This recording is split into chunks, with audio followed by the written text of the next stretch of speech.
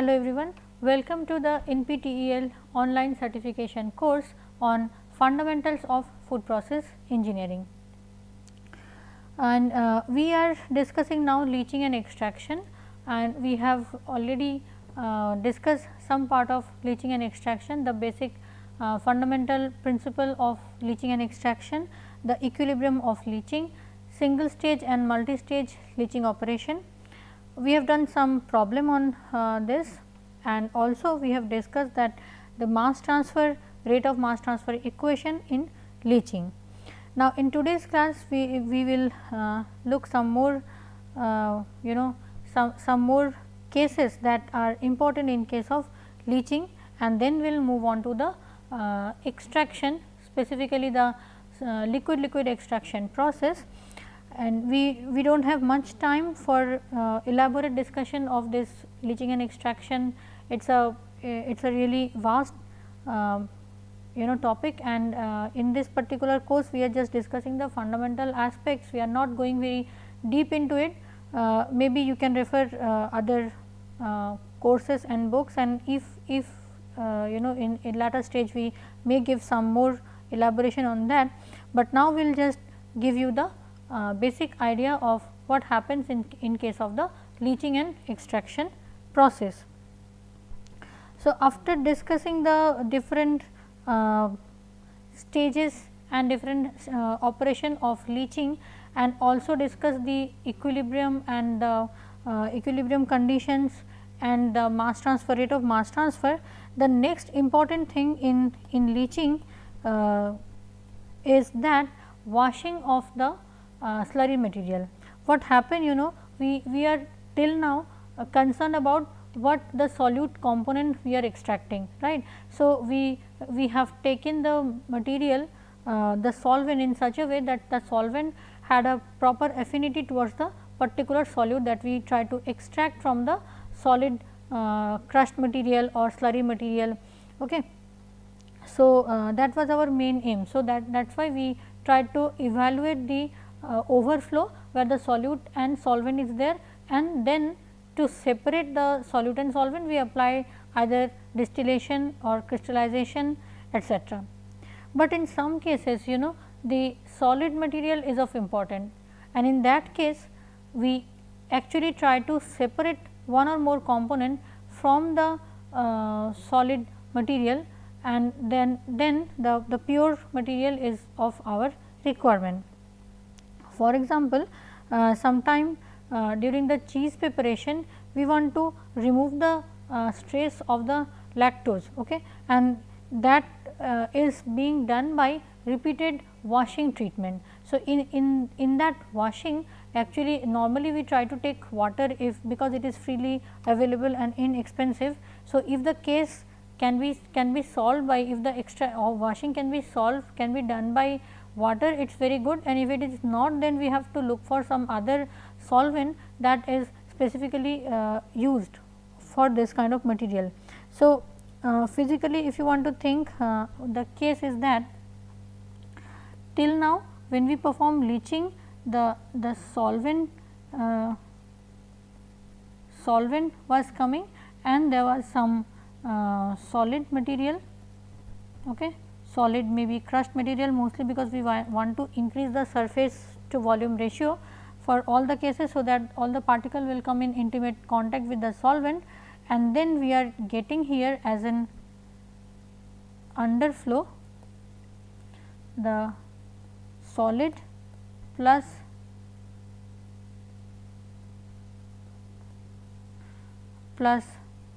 solvent plus solute component, some fraction of that, and in the overflow we have the solvent plus solute. Now, if the pure solid is our requirement, what we need to do? We wash it with some solvent, mostly we use water,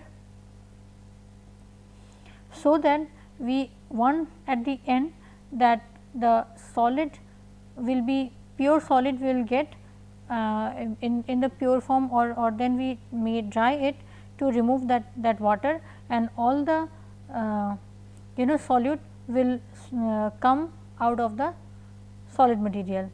Okay. So, then for washing, this solute that is mixed with the solid is considered as an impurity, okay, and that impurity is taken out by water,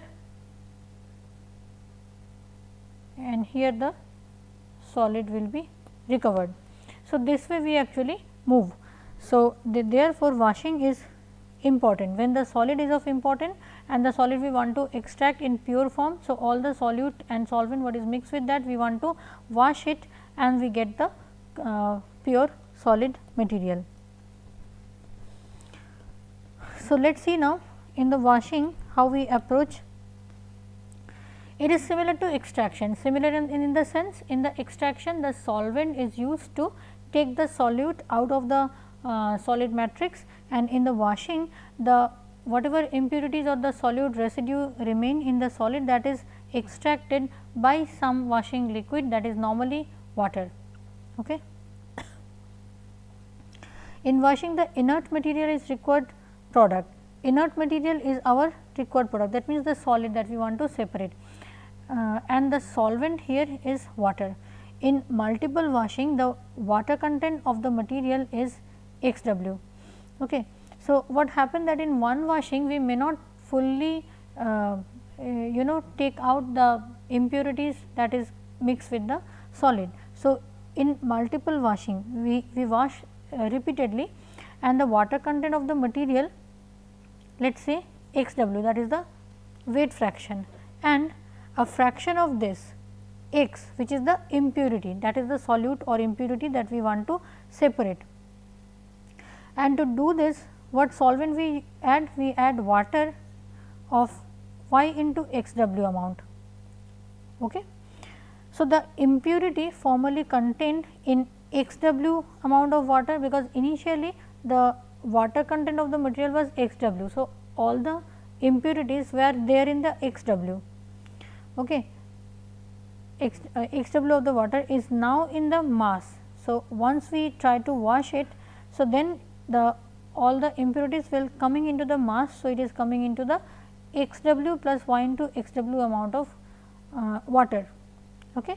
So, XW was already there in the sample or the solid material, and Y into XW that we have used for washing. So, its concentration X has fallen by the ratio of these volumes, that is now X, okay, X into this will be XW, because initially the fraction we have considered for XW. So, XW by XW plus Y into XW. So, now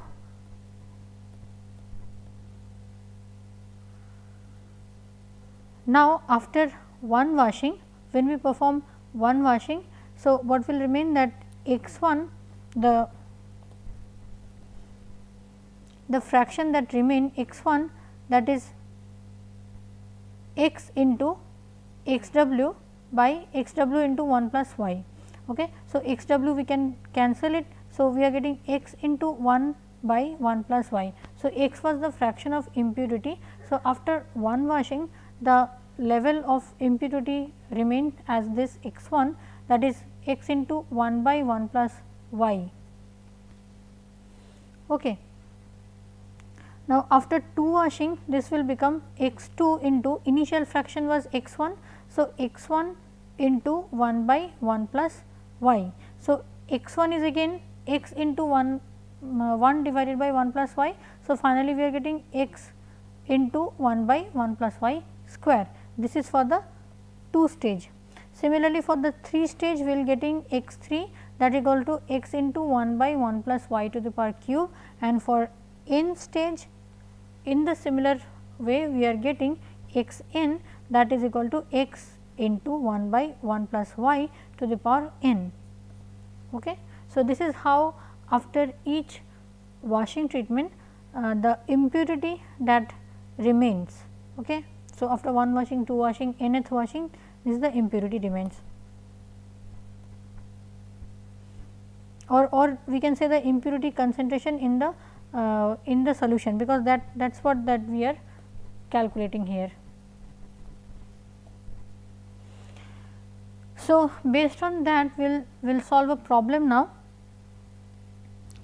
and okay. So, the problem is that after precipitation and draining procedure, it is found that 100 kg of fresh casein curd has a liquid content of 66% and this liquid contain 4.5% of lactose.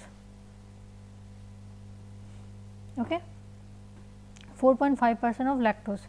Now, the curd is washed 3 times with 194 kg of fresh water each time. Calculate the residual lactose in the casein after drying. Okay. So, we want to actually remove lactose from the casein miscela. So, 4.5% was initially, we tried to wash it 3 times with 194 kg of fresh water. So, calculate the quantity of water that would have to be used in a single wash to attain the same lactose content. Now, there is a method that if suppose n times we are washing, so we can replace this with n times more water in one stage.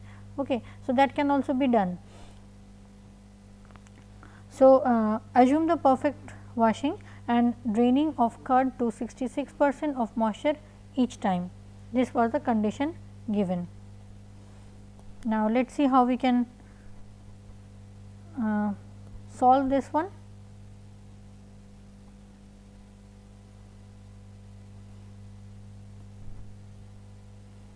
Okay. So, 100 kg of the curd contains 60 kg of the solution. 100 kg of the curd contains 60 kg of solution and the 66 kg solution. So, 66 kg solution contain 4.5%, that is 3 kg of lactose. So, in the first wash we had 194 for washing water and this much solution were there. Okay. So, solution means this much kg of water, in that the lactose is there. So, total 260 kg of the solution that contained 3 kg of lactose after one wash. So, in 66 kg of solution, lactose remaining there will be 66 divided by 260 into 3, because initially it was 3 kg and we have seen that the percentage x will be multiplied each time with this ratio. So, we are getting 0.76 kg. Now, next time with 0.76 we apply this much ratio. So, after the second wash the lactose remaining will be 66 by 260 into 0.76, okay, that is remain in the last stage. So, it is 0.19. Similarly, after the third wash the lactose remaining will be 66 into 260 into 0.19. So, we are getting 0.048 kg. So, after the 3 washing the lactose remaining will be 3 into 66 into 260 to the power 3. So, this is by the empirical equations that they have given. So, 3 into 66 into 260 to the power q, that is 0.048. Okay. And simply also by the other method also we are also getting the same thing. If we just replace each times fraction with the 66 by 260 ratio of the water divided by the total water. So, we are getting the same value, that is 0.048 kg. Now, after washing and drying 0.048 kg of lactose will remain with 34 kg dry casein. So, that the lactose content of the product will be 0.048 by 34.05. So, 0.14%. So, because 66 was the solution. So, from the 134 kg was the dry casein. Now, the total wash water was 82 because 3 into 194. So, to reduce the impurity content to 0.048 kg in one wash would require x kg of the water, where 3 into 66 by x plus 66, that is equal to 0.048. So, we are getting 4060 kg. So, the total wash water is 4060. Okay. So, this will require if we want to achieve this much impurity level in one stage washing.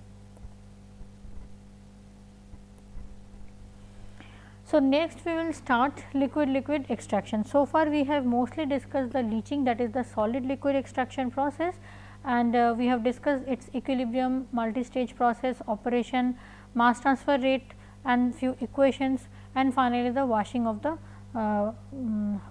washing method for extracting the solid component when the solid component in pure form is required, that is coming from the underflow.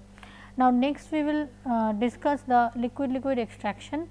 So, in the liquid extraction, the main use of this is there in some bioseparation process, then some flavor extraction and oil extraction, or when we want to separate the antibiotics, all these things from one solution to the other.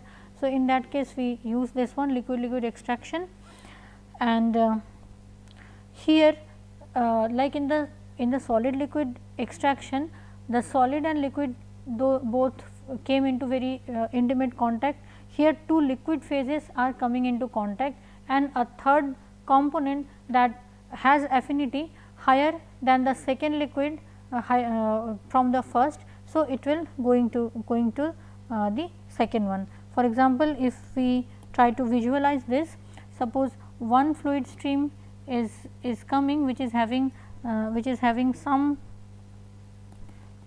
solid particle, okay, and then the other stream is getting mixed with it,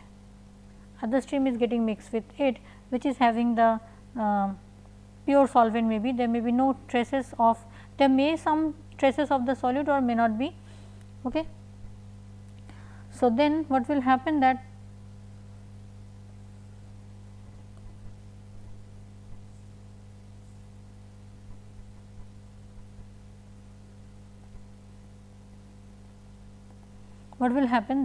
this the first solvent or liquid that has that had that solute earlier will come out from the system, and all the solute will now come to the second liquid or the second solvent, because this solute has higher affinity to the second liquid or the second solvent that we have used to extract that from the first phase or the first liquid phase. Okay. So, phase 1 and 2, these two liquid phase are come into direct contact, and the solute component has been taken by this solute component has been taken by the solvent, second solvent, and the first solvent will go out. So, the concentration of the solute will increase in the second solvent, and while it is decreased in the first one, and the equilibrium in these two when it will reach. So, that time the process will be stopped because of achieving the equilibrium condition. So, liquid extraction, again the transfer is based on the molecular transfer. So, in liquid extraction, the extraction takes place from one liquid medium to the other, as we have mentioned. So, we have a feed, we have solvent, there is an extractor. Now, the raffinate we call when the solute is come out from the feed solvent, and extract we call when the solute is coming with the solvent and the solvent is going out. So, the extract is this one and the raffinate is this one. So, this term is practically used for liquid extraction only. Here the feed contains the desired solute. mass transfer takes place because of these two having the potential chemical potential difference for that particular solute. So, through their interface layer or contact layer, the transfer of mass will take place. The raffinate is the residual feed solution, may contain the little solute also.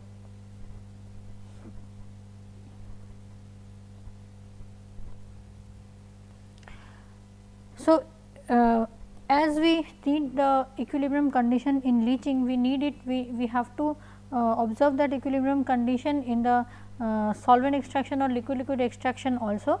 So, equilibrium is reached when the chemical potential of the extractable solute is the same in the two phases. Practically, this rule leads to the definition of a distribution coefficient k, that is equal to C 1 by C 2.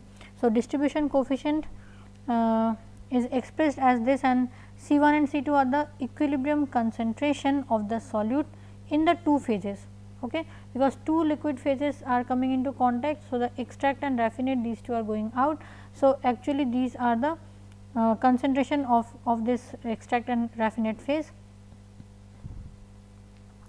The distribution coefficient is an expression of the relative preference of the solute for the solvent. Okay. So, ideally this will be uniform when the equilibrium condition is arrived, but because we need to know the relative preference, because if solute is having in one solvent and the affinity to that solvent is higher than the other solvent, then the extraction would not be possible. So that we have to see. Now, the efficiency of a liquid extraction process can be strongly improved by K. So, if the distribution coefficient increase, so the liquid extraction efficiency will also increase.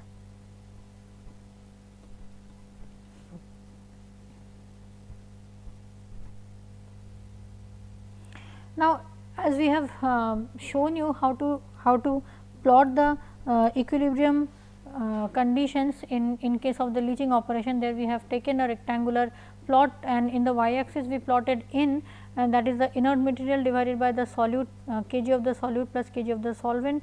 With that we have plotted y a and x a, that is the solute fraction in the feed, in the slurry stream and in the extract, or in the in those cases for the leaching. Similarly, for the liquid extraction also we can develop the equilibrium plots, and these equilibrium plots are of many types.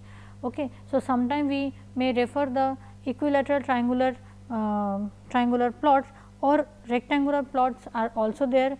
Even these liquids, that the two phase liquid that we are using to separate some compound, some solute or some some oil, some flavor compound, etc. So, sometime those two liquid that we are using, those are partially miscible also. So, there are many cases, here we will discuss one or two of them. So, equilateral, triangular or ternary phase diagram. Okay. So, we need to have three component, because we have two solvent and one is the component that we want to separate. So, you can see this equilateral, triangular or ternary phase diagram for leaching, where you can consider A, that is the solute that we want to extract, and B, that is the solvent, one solvent, and C is the other one. So, scale of C moving from this side to this side, from 0% to 100%, and scale of A varies from here to here, 0 to 100%, and scale of B varies from here to here. Okay. So, if this is one approach, there are many approach of solving this. So,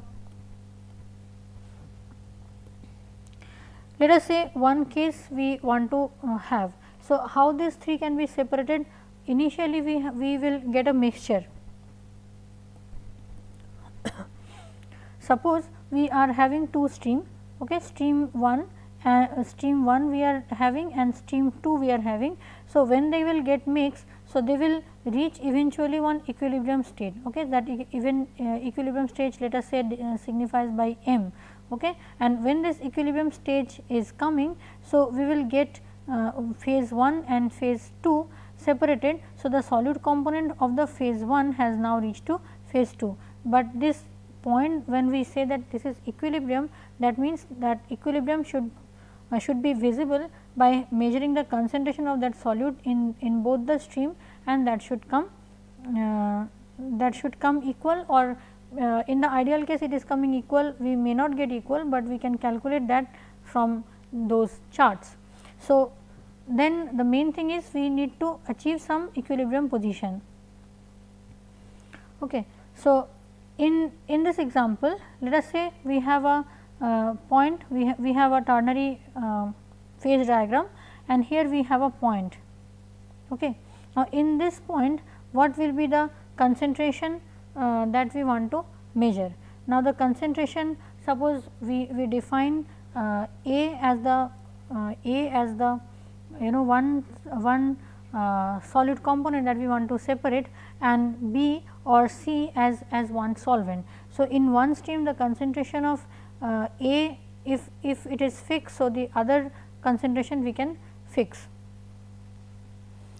So, we can see that if we consider this point, we can see that solute varies from 0 to 1 in this direction. Solvent mass fraction varies from this left to right in this fashion, and the solute solvent fraction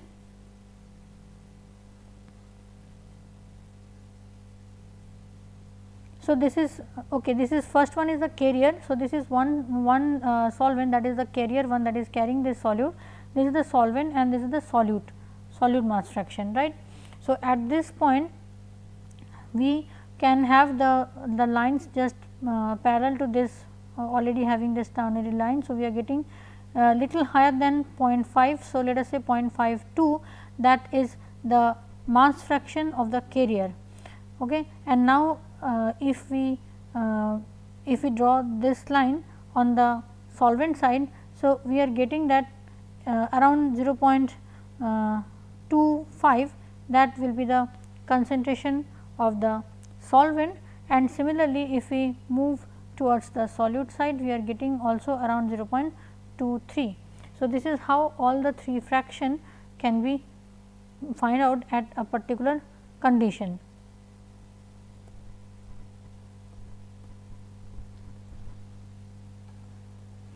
So, in the solvent extraction or liquid extraction process, we need to remember few things. First is each varieties of triangle represent pure component, each vertices of the triangle represent the pure component, and each baseline indicate the composition of a binary mixture, each baseline having the composition of the binary mixture.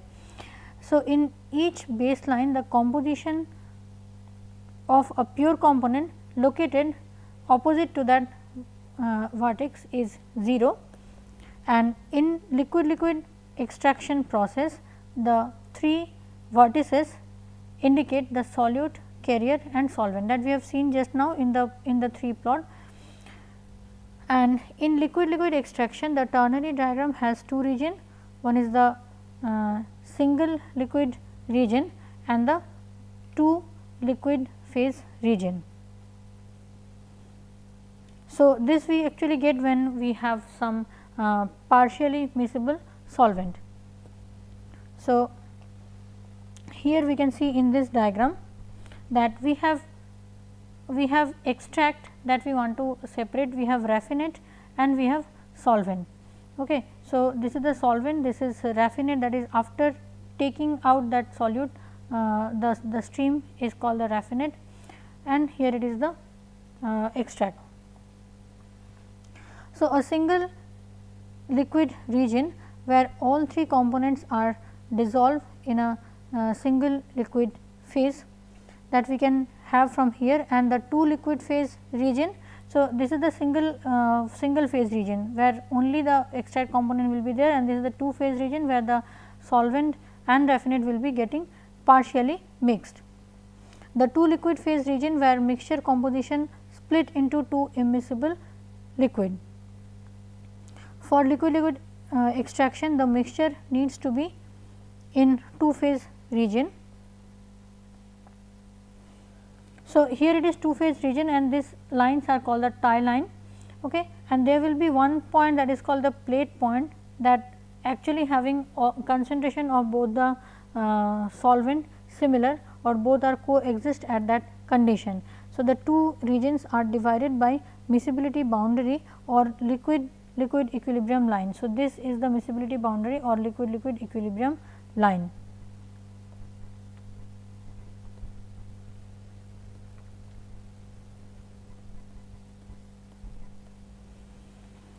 So, now this is again one example that we will solve in this across that miscibility boundary is given, and the mass fraction of furfural is here, ethylene glycol that we want to separate from water using this. Okay. So, there is a water and ethylene glycol and furfural ethylene glycol are completely miscible pair, water and ethylene glycol and furfural and ethylene glycol. Now, furfural and water is partially miscible pair. Okay.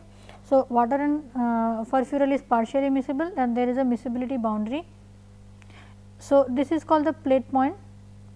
At plate point P, the two liquid phase have identical composition. Okay. So, miscibility limit for the furfural water binary systems are D and G. So, here it is D and G. So, that is from this composition to this composition, it can be mixed among themselves. And we can observe these are the tie lines. So, after if this combination, that means the water ethylene glycol is mixed with the furfural. So, one point will be there, that is the mixing point, and from that point we need to find that what is the concentration of all other raffinate and extract sections.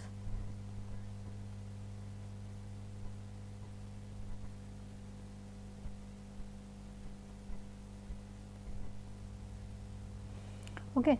So, in this particular diagram, what we can see that we denoted this point M, that is the mixture point. Okay. So, in this point mixture, we need to find the percentage of ethylene glycol, then water, and then the furfural. So, we will have a line straight from this point M, and that will touch this line of the mass fraction of water at some point here, which is around 19%, because it is moving from this direction 0 to this. So, we are getting at 19%. Then we will look for the mass fraction of ethylene glycol. So, this is the ethylene glycol mass fraction. So, we will go in this left side and find that what is the fraction of the point. So, we are getting that 20% ethylene glycol, 19% water, and the percentage of the furfural now we need to find. So, for the furfural we will just straight away come in this side.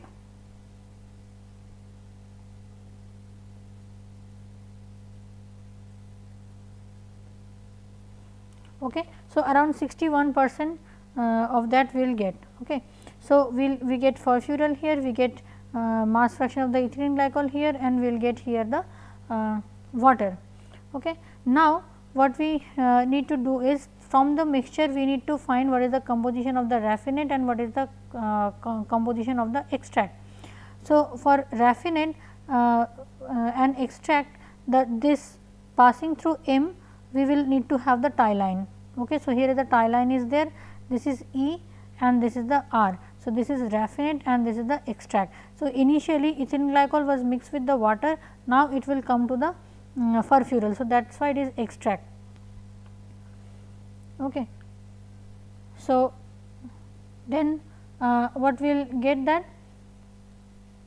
if at this extract point we want to find that what is the percentage of the ethylene glycol. So, we can get here that is 10%.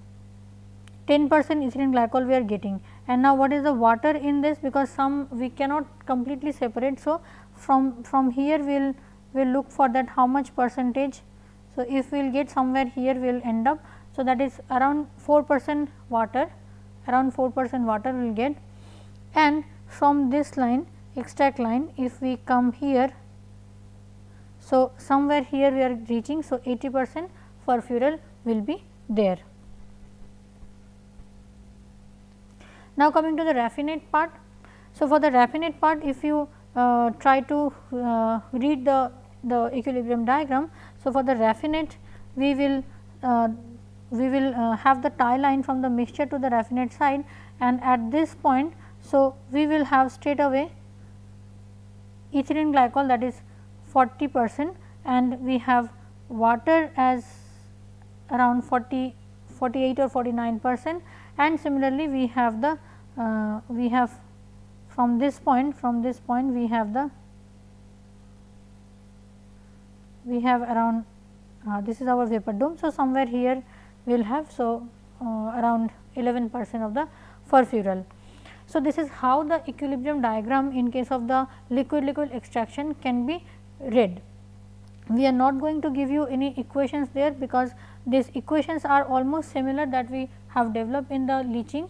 We have two streams that is coming into, there are different fraction of that particular solute component, and then those two are getting mixed, and extract and raffinate are coming. So, they are almost similar to that, but we want to give you an idea of how to read those, how to read this equilibrium charts. If it is a miscible, two solvents are partially miscible, or if they are not, then we can have simply equilateral triangular diagram or ternary phase diagram, and we are not going to very detailed discussion of this, but this will give you an idea that how the separation is taking place and what is the fraction of the components that is going into each phases. Okay, so, we will stop here, and we will discuss the rest of the thing in the next class. Thank you.